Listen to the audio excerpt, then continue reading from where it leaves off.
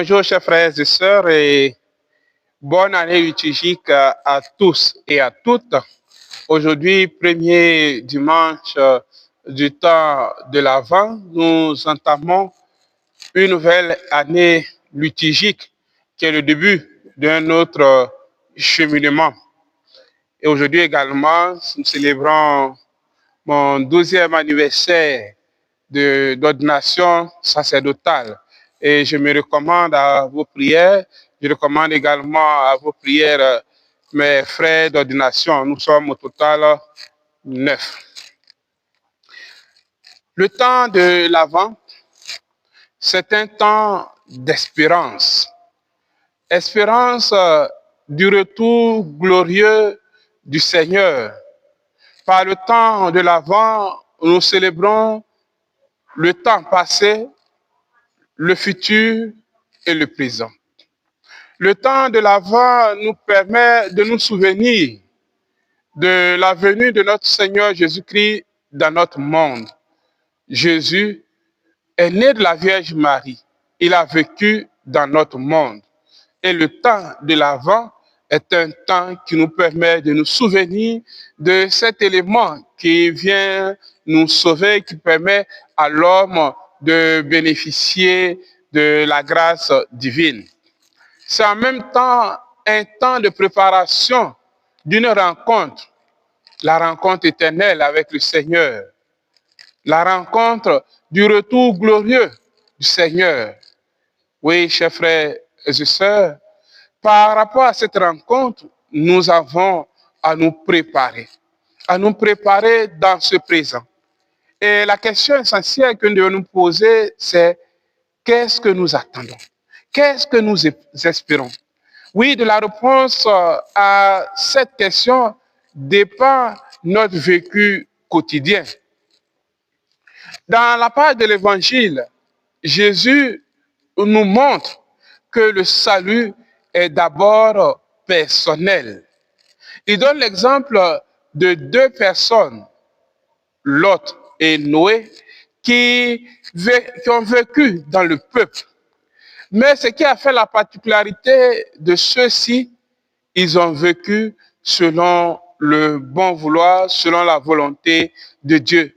Ils n'ont pas suivi les traces du milieu. Ils ont haï le péché. Ils ne se sont pas habitués au péché pour dire, comme le peuple vit dans le péché, nous allons faire comme le peuple. Non. Ils ont montré une attitude de confiance, une attitude de fidélité à Dieu. Et en même temps, Jésus nous dit que deux personnes seront en train de moudre le moulin. Deux personnes seront dans le même lit. Deux personnes seront au champ. L'une sera enlevée et l'autre laissée. Pour nous montrer que le salut n'est pas communautaire d'abord, elle est personnelle. Chacun de nous doit préparer sa rencontre personnelle avec le Seigneur. Non pas dire, bon, comme l'autre fait comme ça, je vais faire comme lui. Non. Le salut, il est d'abord personnel. Qu'est-ce que je fais pour me préparer à rencontrer le Seigneur? Et Jésus nous dit, il n'y a pas de signe extraordinaire que nous devons attendre. Nous devons agir chaque jour pour préparer ce temps. C'est cela que le Seigneur nous dit de ne pas nous endormir, de veiller et de prier. Veiller pour dire que voici l'attitude que nous devons avoir.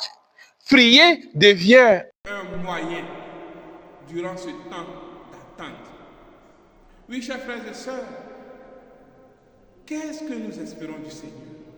Et surtout, une autre question essentielle, c'est qu'est-ce que Noël pour nous?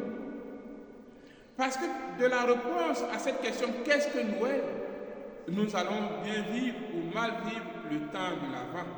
Si Noël est le temps où la fête des enfants, où nous avons à procurer ou à donner des cadeaux à nos enfants, alors ce qui va nous préoccuper durant ce temps de l'Avent-là, c'est comment faire pour payer ces cadeaux.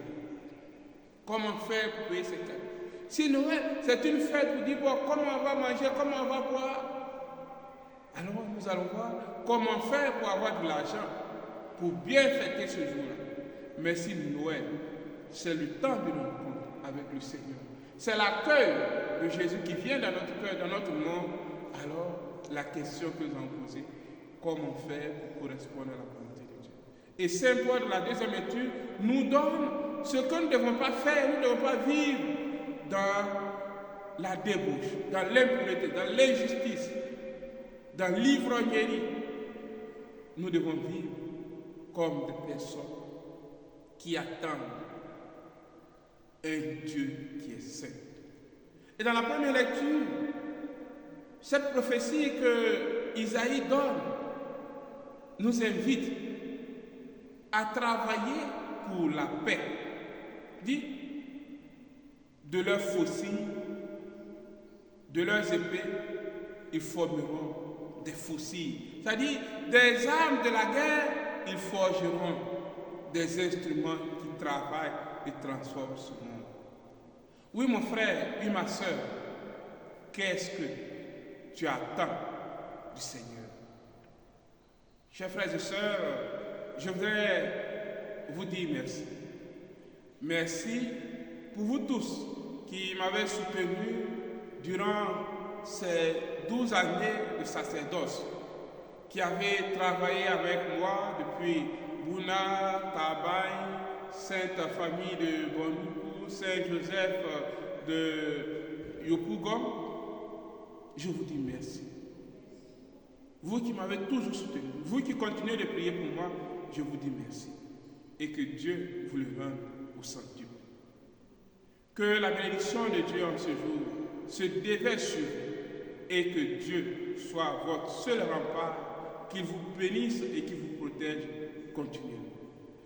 Bonne année liturgique à tous et n'oubliez pas de prier pour moi et pour mes amis de promotion, Angelo, Émile, Apollinaire, Joseph, Benjamin, Narcisse, Hubert et Augustin.